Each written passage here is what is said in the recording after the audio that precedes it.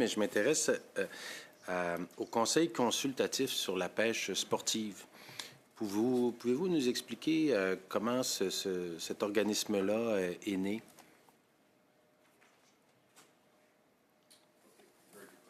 So the organization, I believe, has been around for.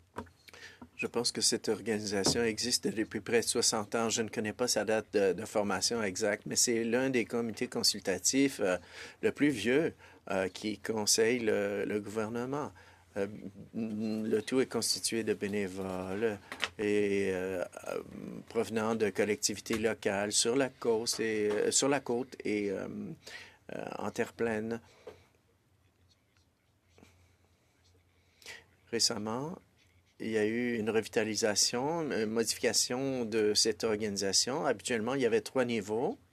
Le niveau à la base, les collectivités locales, qui existent toujours. Et ensuite, on passe aux collectivités de la côte sud et de la côte nord, en montant ici la pyramide. Mais on a éliminé un peu les comités régionaux des côtes sud et nord. Et maintenant, on passe directement des collectivités locales au conseil d'administration, le conseil de conférence. Malheureusement, on a perdu donc un point de vue dans ce conseil, c'est qu'on ne peut plus avoir de réunions en personne. Mais nous voulons collaborer avec le ministère pour essayer de gérer les pêches. Inaudible. Il a été formé il y a 60 ans. Est-ce que c'était une initiative de pêche océan ou c'était une initiative citoyenne?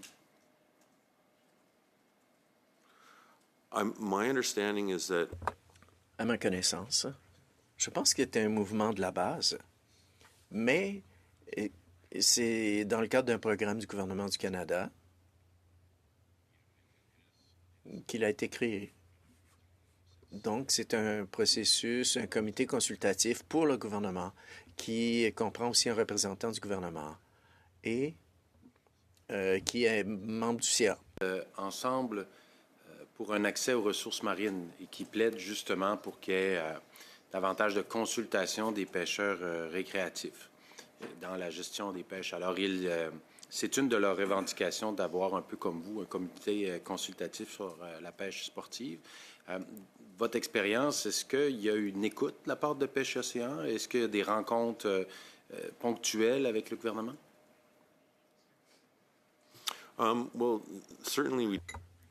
Oui, nous organisons des réunions à intervalles réguliers avec le ministère. Elles varient, elles ont de divers sujets. Le MPO nous écoute, bien sûr. On essaie de collaborer avec le ministère. Bien sûr, on n'obtient pas toujours ce que l'on voudrait.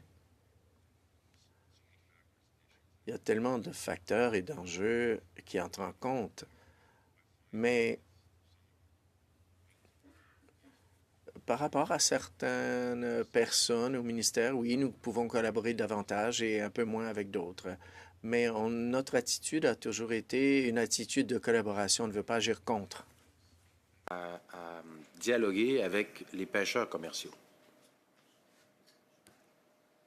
Regularly. Oui, à intervalles réguliers, oui. Parce que, écoutez, j'habite dans une petite ville et nous avons une industrie de pêche commerciale. Moi, j'ai été pêcheur commercial pendant un bon moment. Pêche Océan a donné suite à des idées que vous mettiez de l'avant? Well, one example. Oui, un exemple, comme je l'ai mentionné plus tôt, ce serait la pêche récréative au flétan. On a établi une relation de travail collaborative. Et le comité consultatif pour cette pêche présente des recommandations au MPO en fonction de scénarios de gestion, est fondé sur le TAC. Et bien sûr, ce TAC pour le flétan provient de la Commission internationale du flétan du Pacifique. Et donc, 85%, le secteur récréatif en obtient 15%, le reste à la pêche commerciale. Et donc, cela nous permet d'obtenir une saison longue et le plus de possibilités pour les pêcheurs à la ligne sans qu'ils ne dépassent le TAC. C'est un processus assez difficile, mais c'est un bon exemple de collaboration. Poursuivaient leurs recommandations jusqu'à obtenir gain de cause et que Pêche Océan acceptait d'avoir un comité comme le vôtre, mais du côté québécois. Quelles seraient vos recommandations pour qu'on puisse mettre sur pied une structure qui fonctionne bien?